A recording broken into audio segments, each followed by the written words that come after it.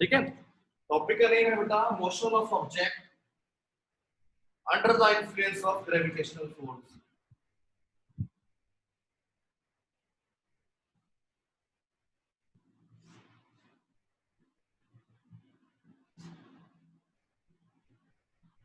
बहुत ही important topic है आज का, बहुत ज्यादा इंपॉर्टेंट टॉपिक है। ठीक है, तो motion of object under the influence of gravitational force. ठीक है,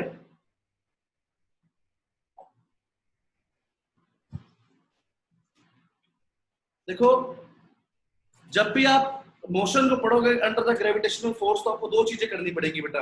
आपको सबको पता होगा इक्वेशन ऑफ मोशन कौन कौन सी है, तीनों इक्वेशन ऑफ मोशन सबको पता होंगी बेटा, कौन कौन सी है।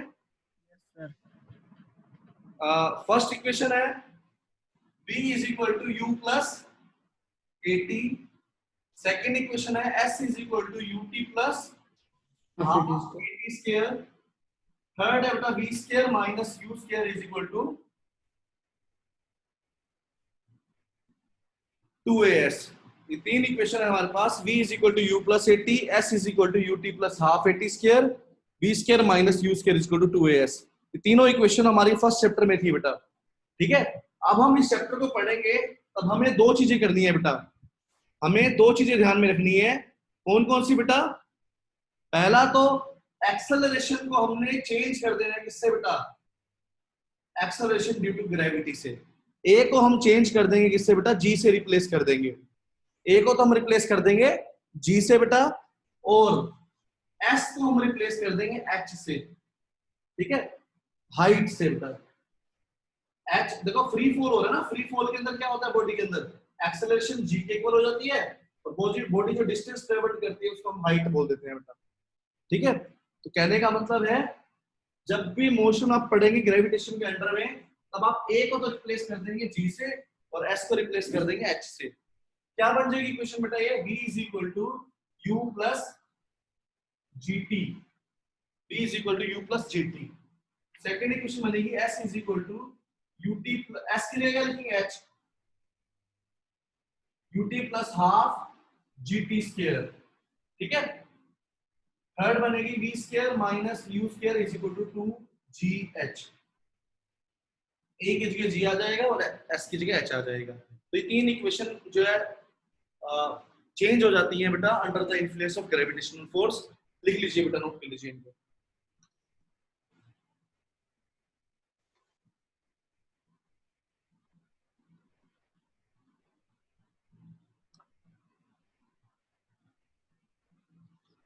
ठीक है बेटा,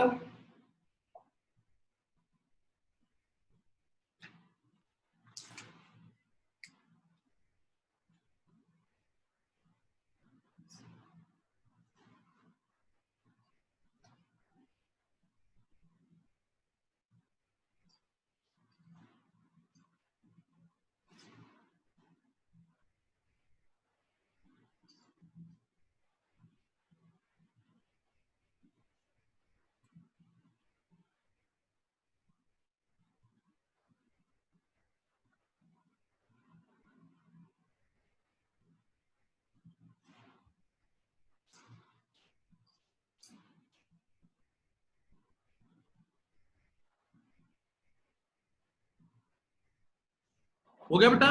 चलिए आगे देखते हैं। अब जब हम इसकी प्रॉब्लम सोल्व करेंगे तो हमें कुछ पॉइंट ध्यान में रखने होते हैं। 5 पॉइंट है, पांचों पॉइंट्स को आप बिल्कुल ध्यान में दिमाग में घुसा लेंगे बेटा अपने अच्छे से। पहला पॉइंट लिखेंगे, when a body is thrown vertically upward. पहला पॉइंट है when a body is thrown vertically upward, जब हम किसी बॉडी को ऊपर की तरफ फेंकेंगे, थ्रोन वर्टिकली अपवर्ड, जब हम बॉडी को ऊपर की तरफ फेंकेंगे बेटा, ऐसे ये देखो ऐसे ऊपर की तरफ फेंकेंगे, ठीक है, तब आप क्या ध्यान रखेंगे, तब आप रखेंगे याद कि जो फाइनल वेलोसिटी है वो कितनी क्या होगी उसकी बेटा, 0 लेंगे उस केस में। फाइनल वेलोसिटी जो है उस टाइम पे क्या लेंगे हम लोग, 0 लेंगे। फाइनल वेलोसिटी है v को हम क्या लेंगे बेटा, 0 लेंगे। देखो आप कभी भी ऑब्जर्व करें, देखना जब भी आप किसी बॉडी को ऊपर फेंकते हो, फाइनल वेलोसिटी मतलब जब बिल्कुल टॉप मोस्ट पॉइंट होता है वहां पे बॉडी एक बार रुकेगी फिर नीचे आती है बेटा। ये बॉडी फेंकी आप ऊपर रुकेगी फिर नीचे आती है बेटा। तो जो टॉप पॉइंट होता है बेटा, टॉप मोस्ट पॉइंट होता है, वहां पर वेलोसिटी क्या होती है किसी बॉडी की, जीरो होती है। देखो जब भी मैं किसी बॉडी के ऊपर फेंकता हूँ तो जो टॉप मोस्ट पॉइंट बनता है उस पर वेलोसिटी क्या आ जाती है, जीरो। जिससे फेंका है वो तो क्या बनेगी, यू बनेगी। और जब टॉप पॉइंट पे होगी, जब इसकी वेलोसिटी क्या हो जाएगी, v होगी। और v की वैल्यू क्या लेंगे उस केस में, आप जीरो लेंगे बेटा। समझ आया? तो क्या कि जब भी हम किसी बॉडी को ऊपर की तरफ फेंकते हैं, तो मान लो ये इसकी यहाँ तक हाइट है बेटा, अच्छा, तो u वेलोसिटी से फेंकी है मान लो मैंने, तो इसकी ये फाइनल वेलोसिटी हमेशा क्या बनेगी, जो v होएगा इस केस में वो क्या बनेगा, हमेशा जीरो बनेगा बेटा। समझ आया क्यों?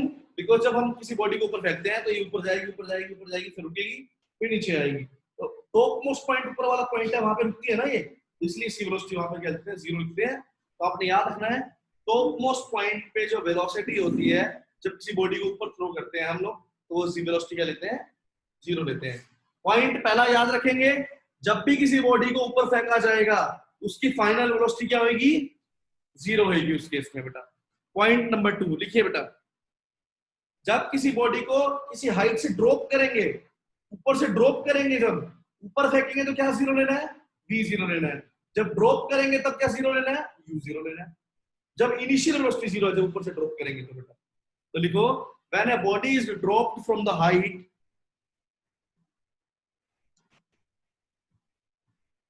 When a body is dropped from the height, जब किसी बॉडी को हम हाइट से ड्रॉप करेंगे बेटा, when a body is dropped from the height, ठीक है, उस केस में हम क्या लेंगे, जीरो इनिशियल वेलोसिटी। वो क्या होती है, इनिशियल वेलोसिटी u होती है बेटा, उसको हम लोग जीरो लेंगे। ठीक है बेटा,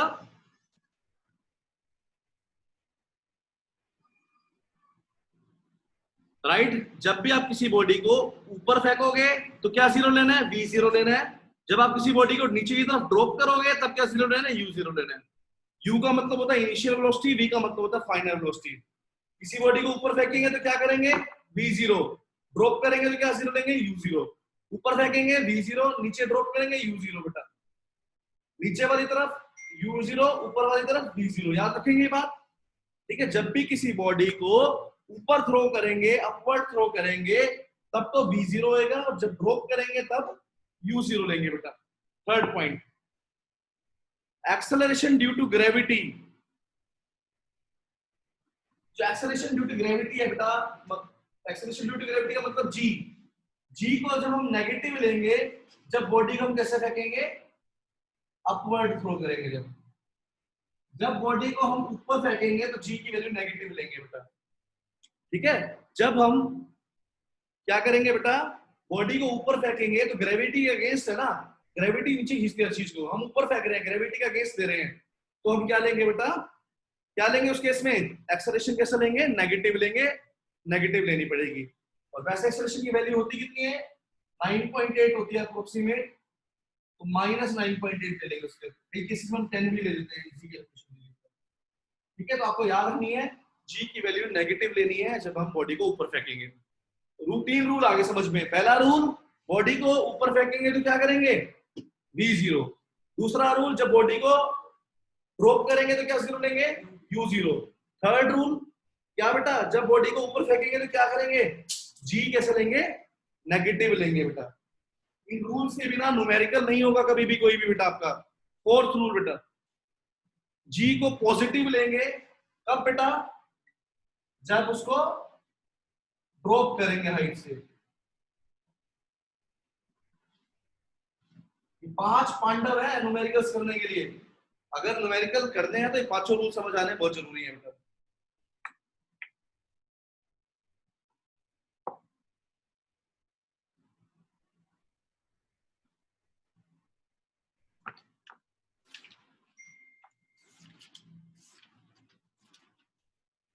चलो बेटा ऊपर शाबाश।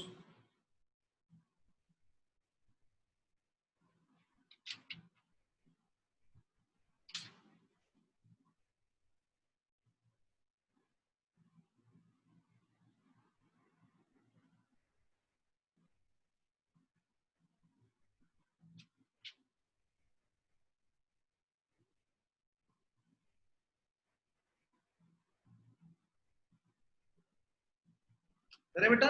आगे देखो, फिफ्थ पॉइंट बेटा, पहला पॉइंट, जब बॉडी को ऊपर फेंकेंगे वी जीरो बेटा, ड्रॉप करेंगे यू जीरो, ऊपर फेंकेंगे जी नेगेटिव, नीचे ड्रॉप करेंगे जी पॉजिटिव। ठीक है।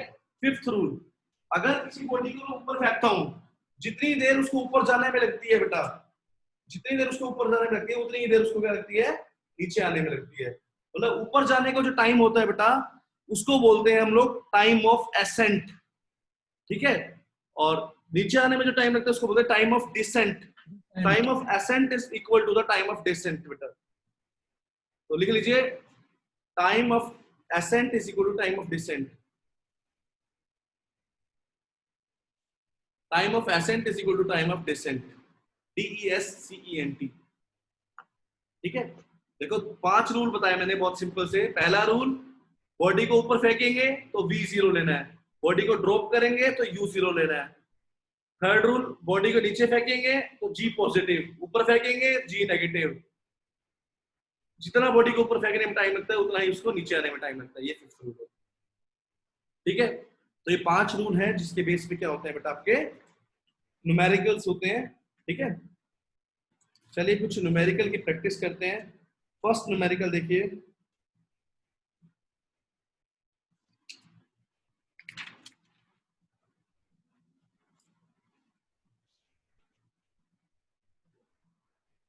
Stone is release from the top of the tower.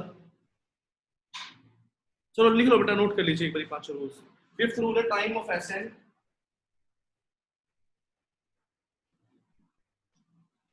Time of decent.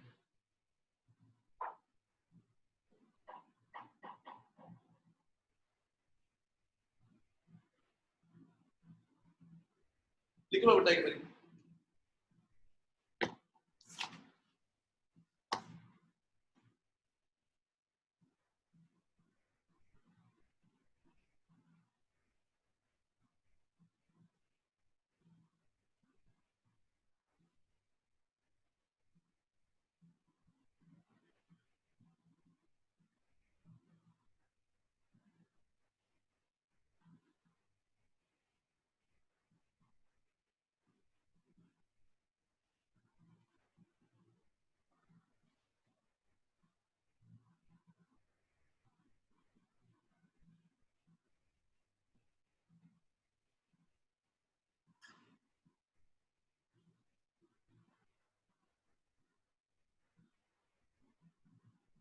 आज एब्सेंट कौन कौन है? सिद्धार्थ का तो मैसेज आ गया कि उसको मैसेज भेज देना, रिकॉर्डिंग कर दो उसको। और कौन है एब्सेंट, कौन है वो?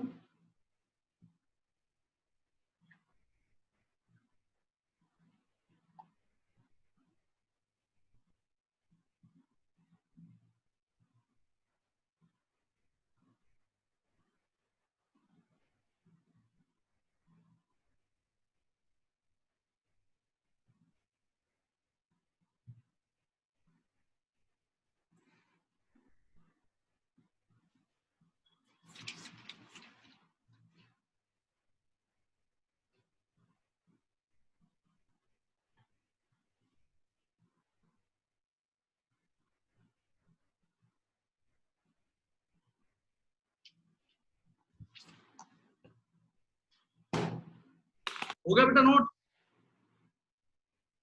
चलिए देखिए बेटा, न्यूमेरिकल कर रहे थे हम लोग। Stone is released from the top of the tower, stone is released from the top of the tower of height 19.6 metre. एक टावर के टॉप से, टावर के टॉप से स्टोन को ड्रॉप किया गया बेटा। टावर के टॉप से स्टोन को ड्रॉप किया गया। टावर है मान लो बेटा, इसके टॉप से एक स्टोन को ड्रॉप किया है। ठीक है। तो टावर की हाइट कितनी है? 19.6 मीटर है। ठीक है बेटा, यहां तक तो। Calculate its final velocity just before touching the ground. Calculate its final velocity just before touching the ground. बिल्कुल यहाँ पर जब वो टच करने वाला ग्राउंड से। ये आपको निकालनी है वेलोसिटी। समझ गए क्वेश्चन क्या है? किस अच्छा, आपके 5 रूल है, 5 रूल कौन बता सकता है मुझे अच्छे से? आप में से 5 रूल मुझे कौन बता सकता है अच्छे से? 2 3 4 5, बाकी लोग?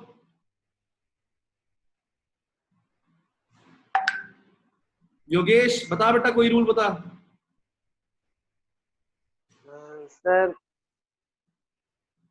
सर जब फर्स्ट रूल है ना, जब हम किसी भी बॉडी को ऊपर की तरफ फेंकते हैं तब जब सर उसकी फर्स्ट वेलोसिटी होती है जो v होती है वो 0 होती है सर। और सेकंड रूल?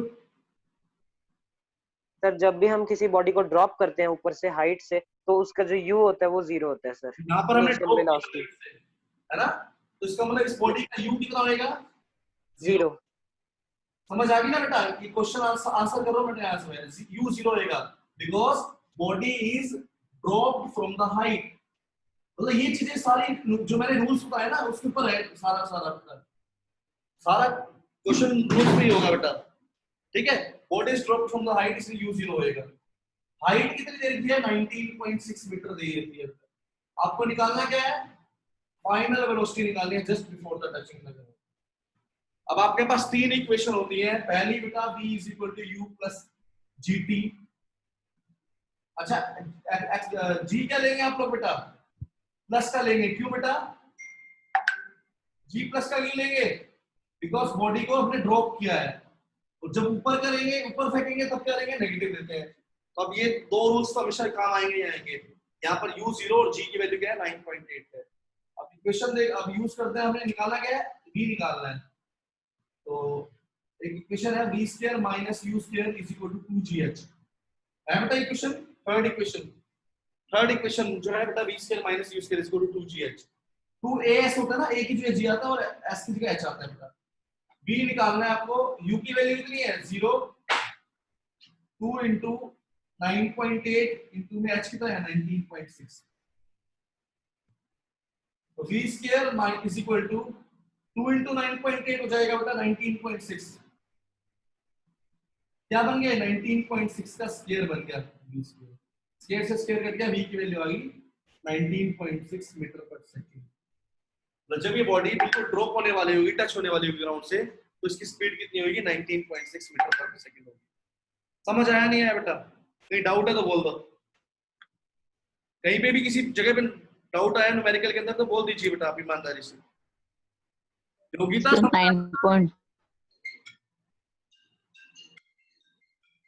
योगिता समझ आ गया? हाँ बेटा। 9.8 कहाँ से लिया? एक्सेलरेशन की वैल्यू क्या होती है? Yes sir. 9.8 की वैल्यू ये तो होती है बेटा। हेलो हेलो, हाँ मैडम। हाँ बैठा हुआ है, भूख लगी होगी इसमें ना। हाँ ये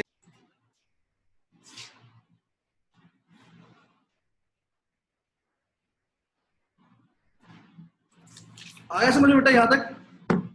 न्यूमेरिकल बोलो बेटा, किसी को समझ नहीं आया ईमानदारी से बताना। हिमांशी और यश क्या बोलना चाह रहे हो बेटा?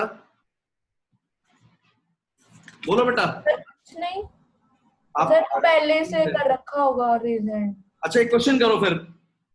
A projectile is thrown from the top of the tower.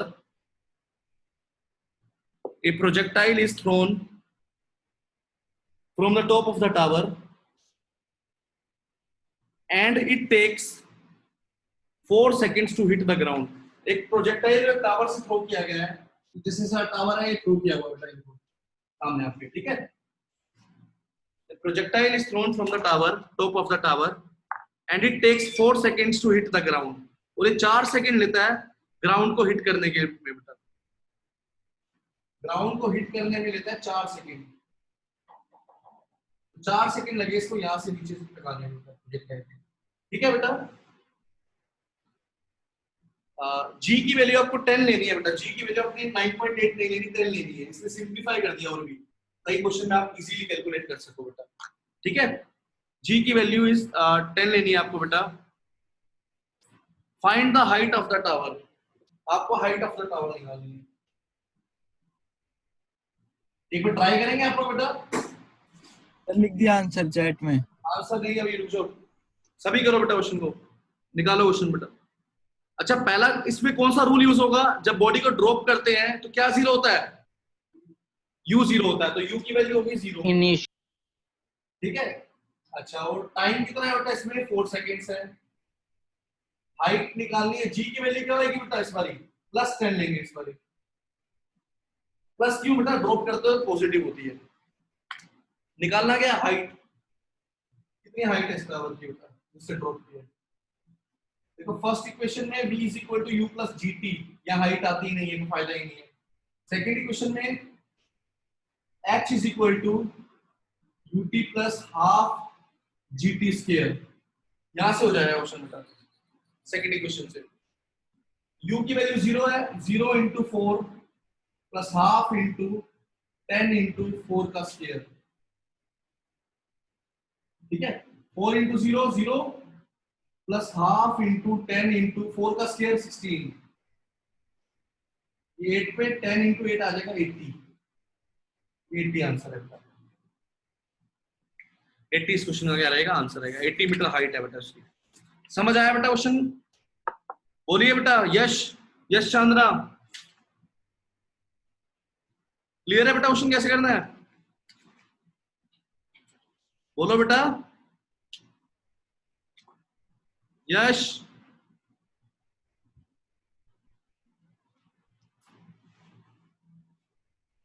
Yogesh, समझ आ गया बेटा?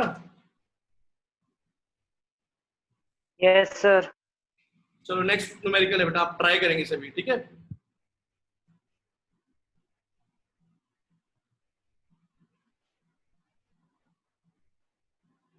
A stone is dropped from the roof, एक स्टोन को ड्रॉप किया गया एक रूफ से बेटा।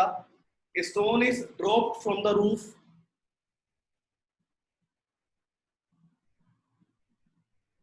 how long does it take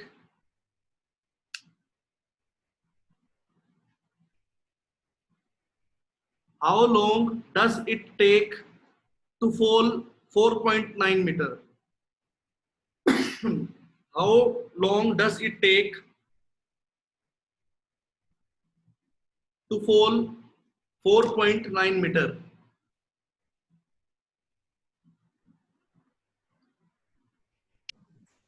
sir इतना ही है क्वेश्चन। Yes सर बेटा। एक्सेलरेशन सर लिख दिया आंसर। सर एक्सेलरेशन की वैल्यू क्या है? कुछ नहीं दे रखा, अब अपने आप दिमाग से लेनी है आपने बेटा। सर लिख दिया आंसर। कोई आंसर बोलना नहीं है बेटा, करो अपने आप, करो करो सभी करो बेटा। तेरा आंसर गलत है बेटा।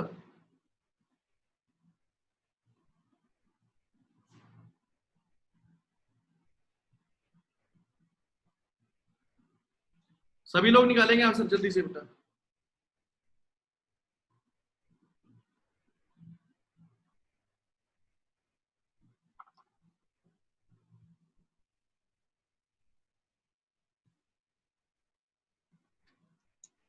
ये रूफ है, मान लो यहाँ से एक स्टोन ड्रॉप किया गया है, यहाँ तक की हाइट कितनी है? 4.9 मीटर। अच्छा जी की वैल्यू आप क्या लेंगे बेटा? आप दिमाग बताइए थोड़ा सा अपना। 9.8 ले या 10 ले बेटा? यहाँ पर 9.8 लेंगे, बिकॉज हमें पता है 4.9 से डबल होता है 9.8, तो कैलकुलेशन करना शायद 9.8 से इजी रहेगा। जब बॉडी को ड्रॉप करते हैं तो यू क्या लेते हैं? 0। जी की वैल्यू क्या आएगी? प्लस 9.8 लेनी पड़ेगी बेटा। हाइट कितनी है? 4.9 है। कितना टाइम लेगा? टाइम निकालना है, how long it will take. First equation में v आता है, v तो है ही नहीं हमारे पास। सेकेंड इक्वेशन में h is equal to ut plus half gt square.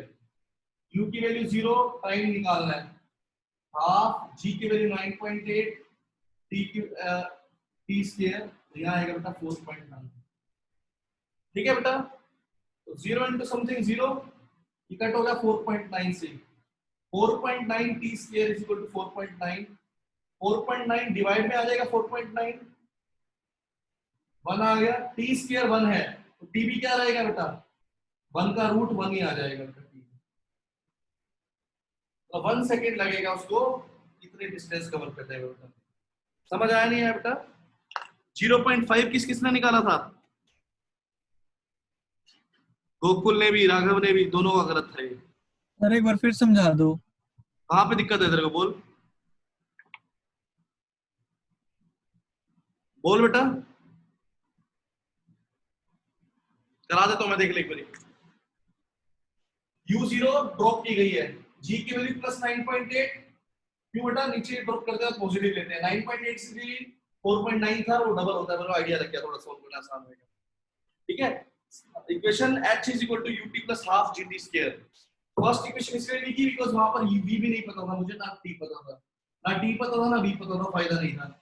Second equation मेरे को h पता था, u पता था, t नहीं पता था, g पता था, t नहीं पता था। सिर्फ एक ही वेरिएबल अननोन था, तो पुट कर दिया बेटा सारा कुछ। 2 कट हो गया 9.8 पे 4.9 से, डिवाइड में आ गया 1, g² 1 है और t की वैल्यू भी 1 आ गई बेटा। समझ आया? Yes sir. गलती क्या थी? गलती क्या थी बेटा? सर केयरलेस मिस्टेक कर दी। क्या? सर मैंने सोचा कि 9.8 मीटर सेकंड की स्पीड से नीचे जाता है तो 4.9 मीटर हाफ सेकंड में चला जाएगा। चलो आगे लिखो नेक्स्ट क्वेश्चन बेटा।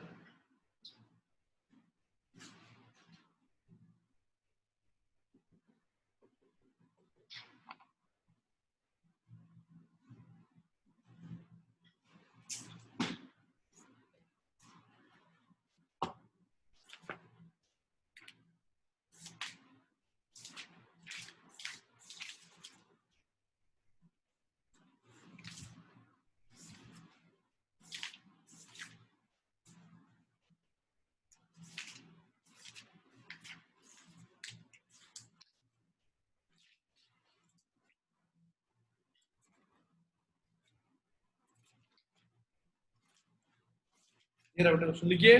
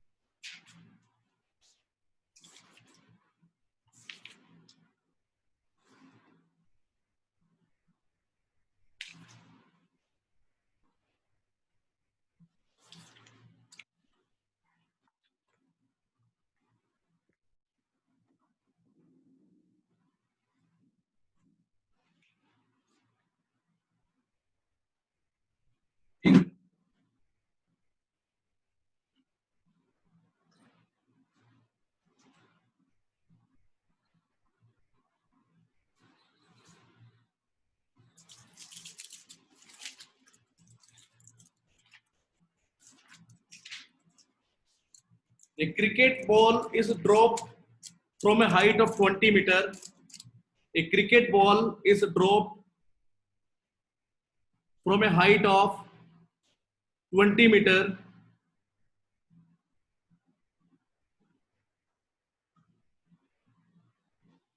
ठीक है, calculate the speed of the ball when it hits the ground. दोबारा बोल रहा हूं, a cricket ball is dropped from a height of 20 meter. Calculate the speed of the ball when it hits the ball. When it hits the ground, sorry. Second, calculate the time it takes to fall. Calculate the time it takes to fall. करिए बेटा, निकालिए जल्दी से, देखते हैं सबसे पहले कौन निकालता है। आंसर बोलना नहीं है, मैसेज करना। एक बार दोबारा रिपीट करना। क्वेश्चन रिपीट कर रहा हूं। Question, A cricket ball is dropped from a height of 20 metre. Cricket ball को ड्रॉप किया है 20 मीटर की हाइट से। हमें स्पीड निकालना है जिससे ये हिट करेगी ग्राउंड को, और टाइम निकालना है जितनी देर में फॉल करेगी बेटा। टाइम टू फॉल और speed of the ball when it hits the ground. करिए बेटा, 2 मिनट्स है क्या था बेटा? सर 9 पॉइंट लेने पे फिर वो पॉइंट्स में आ रहा है आगे। 9.8 लेने पे आ जाएगा, ठीक है। 2 पॉइंट जो आ रहा है और ये 19.6 आ जाएगा। सर हाँ बेटा, एक बार थर्ड इक्वेशन से करना यही सम। से क्या आ जाएगा? थर्ड इक्वेशन है b square minus u square is equal to 2gh।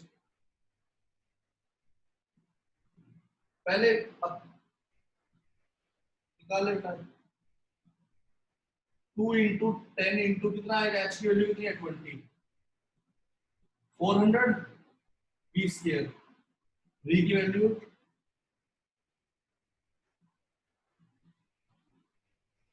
Same ही तो आ रहा है। बोल बेटा। हो गया सर। दिक्कत क्या है ये तो बता। नहीं देख रहा था बस।